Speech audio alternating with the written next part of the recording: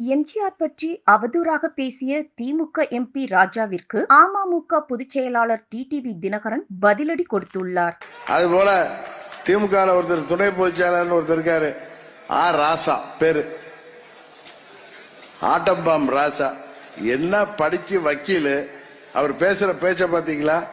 ஆட்டை கடிச்சு மாட்டை கடிச்சு கடைசியா புரட்சி தலைவரே கடிக்க வந்துட்டாரு. அவரு புரட்சி தலைவரை பார்த்து என்ன சொல்றாரு? அவரு எவ்வளவு பொய் சொல்றாரு பாருங்க. ஒரு படித்தவர், அமைச்சரா இருந்தவர், அவர் என்ன சொல்றாரு? புரட்சி தலைவர் தான் மறைந்த திரு கருணாநிதி அவர்களுக்கு அவர் விசாரணை கைதியா இருந்தப்ப அவருக்கு தண்டனை கைதிக்கான டிரெஸ் மாட்டி விட்டாரு அப்படின்னு. ஆனா ஒரு யூடியூப் சேனல்ல பிஹைண்ட் வுட்ஸ் நினைக்கிறேன், அப்பொழுது கருணாநிதி சிறையில் இருந்தப்ப ஜெயிலரா இருந்த அந்த அதிகாரி, அவர் பேர் ராமச்சந்திரன், நீங்கெல்லாம் பார்த்திருப்பீங்க, நிறைய பேர் சோசியல் மீடியால வந்துச்சு. அவர் பேட்டியில இவர்கள் மத்திய அரசாங்கத்தின் சட்ட நகலை எரித்ததனால் இவர்கள் மீது வழக்கு தொடரப்பட்டு கருணாநிதி எல்லாம் ஜெயில இருந்தாங்க. நீதிமன்ற தீர்ப்பின்படி கடுங்காவல் தண்டனை விதிக்கப்பட்டது. ஐஜி டிஐஜி கூட கேட்கலங்க, நானே ஜெயிலர் அவருக்கு ட்ரெஸ் கொடுத்துட்டு அவர் போட்டுக்கிட்டாரு.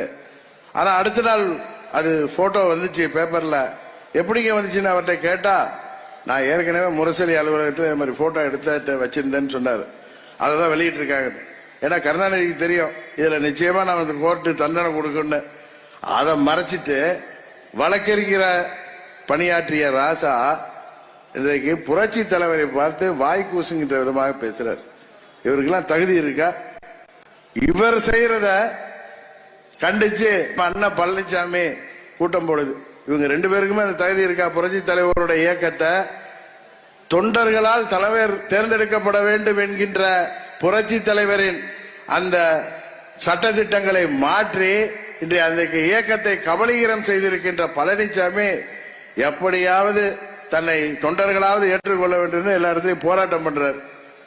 அததான் ஒரு நண்பர் சொன்னாரு, காற்றை விற்ற ஒரு நபரும் மனசாட்சியே வித்த ஒரு நபரும் இன்னைக்கு புரட்சி தலைவரை பத்தி பேசுவதற்கோ என்ன தகுதி இருக்குன்னு. அதனால திரு ராஜா அவர்கள் தன் படித்த படிப்பிற்கும் தான் வகித்த பதவிக்கும் மரியாதை கொடுக்கின்ற விதமாக வருங்காலத்திலாவது மறைந்த தலைவர்களை பற்றி பேசினால் அது அவருக்கும் நல்லது.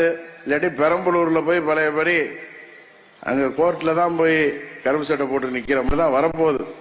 ஏற்கனவே உங்களுக்கு தெரியும், அலைக்கற்றை ஊழல்ல ஏதோ ஒரு கட்டத்தில் ஜெயிச்சிருக்காரு. இன்னும் அடுத்த கட்டங்கள் இருக்கு, அதெல்லாம் என்ன ஆவாருன்னு தெரியும் உங்களுக்கு. உப்பை தின்றவர்கள் தண்ணி குடிச்சுதான் ஆகணும்.